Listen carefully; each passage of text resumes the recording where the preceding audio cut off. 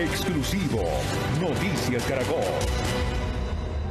Muy buenas noches. Después de una exhaustiva investigación con fuentes en Colombia, Estados Unidos, Panamá, República Dominicana y Haití, la unidad investigativa de Noticias Caracol logró armar el rompecabezas del crimen del presidente haitiano Jovenel Moïse. Uno de los hallazgos más explosivos tiene que ver con este hombre, el que ustedes ven aquí en la pantalla, el actual primer ministro de Haití, Claude Joseph, quien según los indicios de las autoridades de Haití y del FBI de Estados Unidos, sería el autor intelectual del magnicidio. Me acompaña Ricardo Calderón, editor de la unidad investigativa de Noticias Caracol. Ricardo, muy buenas noches. ¿Y cómo se llega a una conclusión tan grave?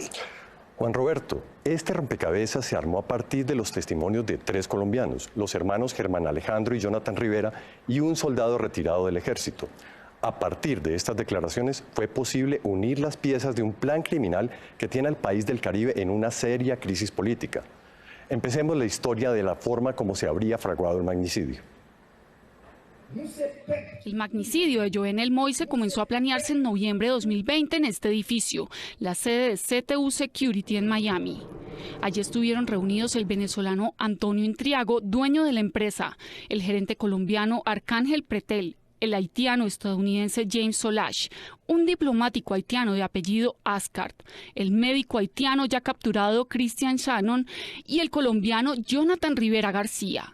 Los participantes del encuentro en Miami planearon desde ese momento secuestrar al presidente Moïse para tomarse el poder y dejar como presidente a Claude Joseph, actual primer ministro de Haití. Esta revelación le da un giro sorprendente a la investigación. Las autoridades haitianas y los investigadores del FBI consideran al primer ministro como la figura máxima detrás de este crimen, junto al médico Shannon y a John Joel Joseph, un ex senador haitiano hoy prófugo de la justicia. Se trata de una bomba política si se tiene en cuenta que Claude Joseph gobierna el país como reemplazo del presidente asesinado. Precisamente hoy, el primer ministro con funciones presidenciales se refirió al crimen del mandatario. En este momento, el gobierno tiene 2 prioridades. La primera es mantener las investigaciones hasta que el presidente de la República, su esposa, sus hijos, sus amigos y la nación tengan justicia.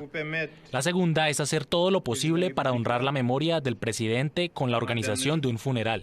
Entre las pruebas conocidas por la unidad investigativa de Noticias Caracol hay llamadas telefónicas y fotos de reuniones que vinculan al primer ministro con los mercenarios colombianos. Los investigadores tienen claro el papel que habría jugado cada uno de los participantes de la conspiración. Tras la reunión en Miami, el colombiano Pretel y en especial el haitiano James Solash volvieron a buscar a Jonathan Rivera, quien había estado en la reunión y quien los llevó hacia su hermano, el capitán retirado del ejército Germán Rivera, y hacia el sargento retirado Duvernay Capador.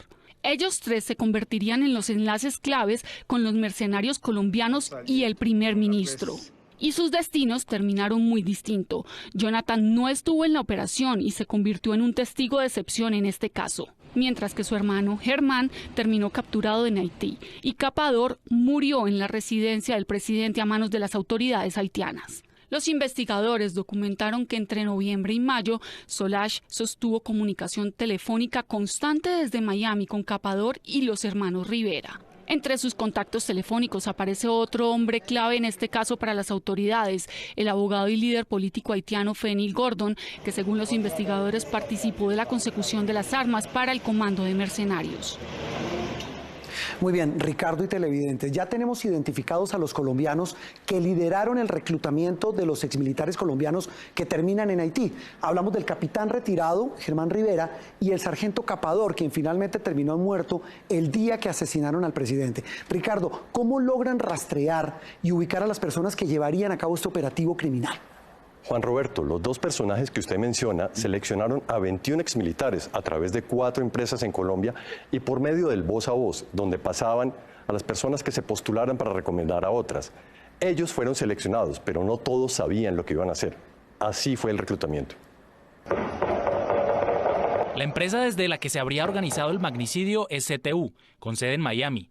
Esta habría designado al capitán Germán Rivera y al sargento Duvernay Capador para reclutar a los mercenarios. Ellos 2 acudieron a sus contactos con 3 empresas colombianas reconocidas por haber enviado militares retirados a prestar servicios de seguridad en Medio Oriente.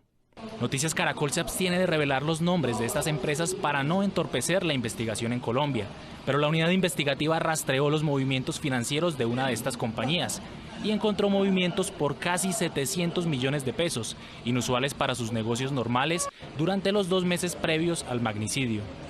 Los investigadores también le siguen el rastro a una multinacional británica, uno de los jugadores más grandes del mundo en el mercado de los servicios de seguridad, y a sus representantes en Colombia, por su papel en el reclutamiento. Entre Capador, Rivera y estas empresas habrían contactado al menos a 200 militares retirados en Colombia para ofrecerles un trabajo en el Caribe. Mire, yo ya estaba todo listo, mire, esta es la maleta mía con el pasaporte. Por diferentes razones, la mayoría rechazó la propuesta. Me dijo que estuviera por ahí pendiente porque había un trabajo en el exterior y que estuviera pendiente, que sacara el pasaporte, si pronto lo necesitaba, que a cualquier momento me llamaba para ser requerido. Yo estaba preparándome, pues ellos dijeron que ellos seleccionaban los primeros y el segundo vuelo ya íbamos los otros. En mayo, los reclutadores ya habían logrado armar su escuadrón de 21 retirados, entre oficiales, suboficiales y soldados, la mayoría de ellos con entrenamiento de lanceros y fuerzas especiales. Estos fueron los que viajaron a Haití, y de este grupo, solo 7 conocían el verdadero objetivo de la misión hasta ese momento: secuestrar al presidente Moise. Y llegó finalmente, Ricardo y televidentes, el día del golpe final, el asesinato del presidente Jovenel Moïse el pasado 7 de julio. Ricardo, ¿qué dicen estos delatores de los que ustedes han hablado frente a la participación del primer ministro Claude Joseph en el magnicidio? Juan Roberto, al menos 3 de los colombianos contaron detalles de las reuniones que sostuvieron con el alto funcionario del gobierno y con otros dirigentes políticos en Puerto Príncipe los días previos del atentado. Aquí les tenemos el día a día de la fase final de la operación criminal contra el mandatario de los haitianos. El 6 de mayo, 2 meses antes del magnicidio, la operación se puso en marcha. El sargento Duvernay Capador, los hermanos Germán y Jonathan Rivera, y un amigo de ellos, el piloto y policía retirado Ronald Ramírez, salieron del aeropuerto El Dorado hacia Ciudad de Panamá, en el vuelo CM-877 de Copa Airlines. Noticias Caracol conoció en exclusiva estas imágenes que prueban su tránsito por el aeropuerto Tocumen de la capital panameña, donde abordaron el vuelo CM-107 con destino a Santo Domingo, la capital de República Dominicana. De acuerdo con los testimonios de los hermanos Rivera, ese mismo día el grupo se encontró en Santo Domingo con un diplomático haitiano de apellido Ascart, el mismo que habría estado en una reunión en Miami 6 meses atrás, donde se empezó a planear el magnicidio. El funcionario se encargó de gestionar rápidamente las visas para entrar a Haití de estos 4 colombianos. 4 días después, esta avanzada de los mercenarios colombianos vuela hacia Puerto Príncipe, la capital haitiana, y se encuentra con el médico Christian Sanon, uno de los conspiradores ya capturados. Se alojan en una casa en el sur de la ciudad, muy cerca de la embajada de Alemania, y también en inmediaciones de la residencia del presidente. En este punto, de acuerdo con las declaraciones de los hermanos Rivera, habrían ocurrido varias reuniones con miembros del Tribunal Supremo de Justicia de Haití y políticos del más alto nivel, entre ellos el ex senador y hoy fugitivo John Joel Joseph, a quien los colombianos conocían como Triple J. De acuerdo a las declaraciones, el encuentro más relevante fue con el primer ministro Claude Joseph. Los hermanos Rivera le dijeron a los investigadores que el primer ministro les informó de un nuevo plan. Ya no secuestrarían al presidente, debían asesinarlo. Según los testimonios, les aseguró que él sería el nuevo presidente y que desde ese cargo les aseguraría protección y trabajo. Por eso, creen las autoridades, los mercenarios no tenían un plan de escape. Ese cambio de objetivo causó una pelea entre los hermanos Rivera. Jonathan y el piloto Ronald Ramírez decidieron regresar a Colombia. La misión siguió adelante sin ellos. El 4 de junio, los 19 exmilitares restantes abordaron el vuelo 0252 de Avianca hacia Santo Domingo. 2 días después, pasaron por tierra a través del puesto fronterizo Carrizal, en Haití. Solo 7 de ellos conocían la verdadera misión. Para los demás, la tarea consistía en brindar seguridad al gobierno. Durante 4 semanas ajustaron los detalles finales de la misión. El 7 de julio, después de 7 meses de planeación, la operación fue ejecutada. El grupo llegó a la casa del presidente. Los 7 colombianos, acompañados de 3 policías haitianos, entraron y asesinaron al mandatario. Según los testigos, ellos habrían sido Carlos Guerrero, Mauricio Romero, Duvernay Capador, Juan Carlos Yepes, Manuel Grosso, Neil Durán y Naiser Franco. Los demás, incluido el capitán Rivera, se quedaron prestando seguridad en las afueras mientras se ejecutaba el magnicidio.